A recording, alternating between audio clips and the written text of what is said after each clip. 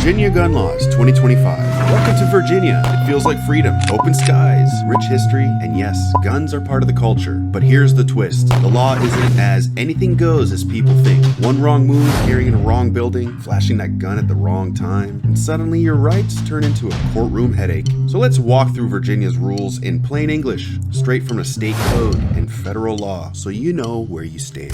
Chapter 1. Buying guns in Virginia. Now, buying a gun here looks simple. No state-issued purchase permit, just a federal background check, but the details matter. Handguns.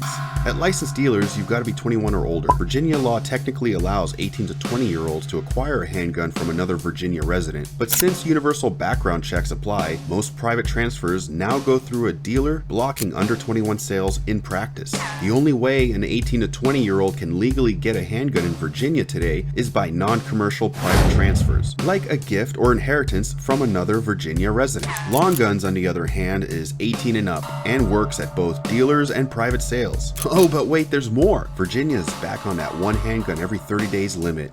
Yeah, they actually limit you if you're allowed to have a gun. Now, the main way around it, a concealed handgun permit. CHP holders and a few narrow exceptions like replacing a stolen gun, or you're a law enforcement officer or a collector, aren't bound by the cap if they get a state police certificate. It's not New York level hoops, but it's not Arizona either. Chapter 2. Concealed carry permits in Virginia and why you still need one. Now, Virginia doesn't do permitless concealed carry. Want that pistol under your shirt or tucked in your waistband? You need a concealed handgun permit. 5 years at a time, issued by local circuit court, and you've got to prove competence with a handgun in person. Online classes don't cut it. And here's the kicker. Carry that permit and your photo ID every time. If an officer asks, you have to show them both. Forget it's a $25 civil fine. I mean, it doesn't sound bad, but you'll look like an amateur and the judge won't be impressed. Now, here's a myth buster. Virginia is not a duty to inform state. You don't have to blurt out that you're carrying the second you get pulled over. But if an officer asks, you've got to hand over the permit and ID. No excuses. Virginia is a duty to produce state. Chapter 3. Open carry, vehicles, and the urban loopholes. Virginia is what gun owners call an open carry state. You can holster up on your hip without a permit, no problem. But that freedom stops the second you handle it in a way that scares someone. Now, the law calls it brandishing. A misdemeanor in most places, a felony if you're on or within 1,000 feet of a school. And in your car, no permit means you can still keep a loaded handgun so long as it's secured in a container like a glove box or a console. Now, quote unquote secured just means closed, not locked. With a CHP, you can tuck it on your body and drive as you please. Now, here's the so-called urban loophole. In a bunch of Virginia's bigger cities and counties, now think Richmond, Norfolk, Virginia Beach, Fairfax, and more, openly carrying certain loaded rifles, pistols, or shotguns with more than 7 rounds is a class 1 misdemeanor. It's not a mag ban, but close enough to ruin your day. CHP holders are completely exempt from this rule.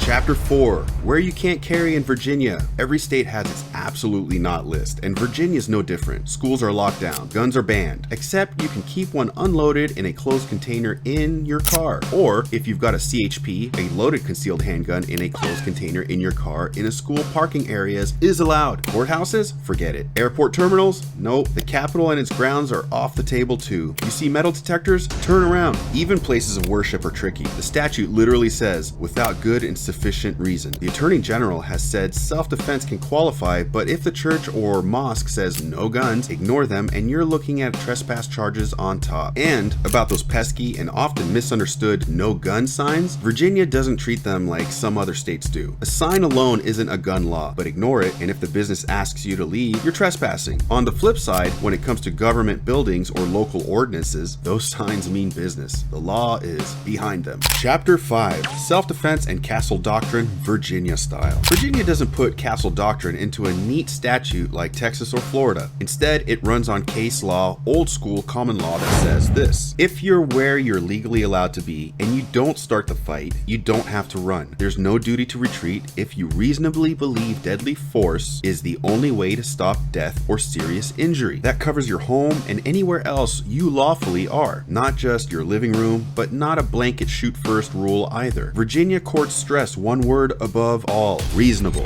Pull the trigger because someone's breaking down your door? Likely justified. Pull the trigger because someone's yelling at you from the sidewalk? A jury might just hang you out to dry on that one. So yes, you've got strong self-defense rights here, but they're wrapped in the same fine print as everything else in Virginia law. Chapter 6. Brandishing, when carry turns into a crime. Now think of this as Virginia's don't be dumb rule. If you wave, point, or even just hold your gun in a way that reasonably makes someone afraid, that's brandishing. The law doesn't stop there. Even lifting your shirt to flash a holstered pistol during an argument can count if it looks like you're trying to intimidate. The only safe harbor, if it's excusable or justifiable, self-defense. So, showing off in a parking lot, pulling it out as a prop in a heated argument, or flashing your waistband like it's a warning sign, that's a one-way ticket to a class 1 misdemeanor. Do it near a school, and now you're looking at a felony. Don't do it, because in Virginia, brandishing isn't bravado. It's a booking photo. Chapter 7. Red flags, disqualifiers, and who gets denied. Now here's where Virginia law narrows the field. If you've racked up certain misdemeanors in the last 5 years, like assault, stalking, or brandishing, you're likely out. A protective order or a domestic violence conviction? Out. Drug abuse or recent mental health treatment? Also out. And Virginia does have a red flag law, technically a substantial risk order. If law enforcement convinces a judge you're a danger, your guns get seized temporarily. It's not permanent, but it's real,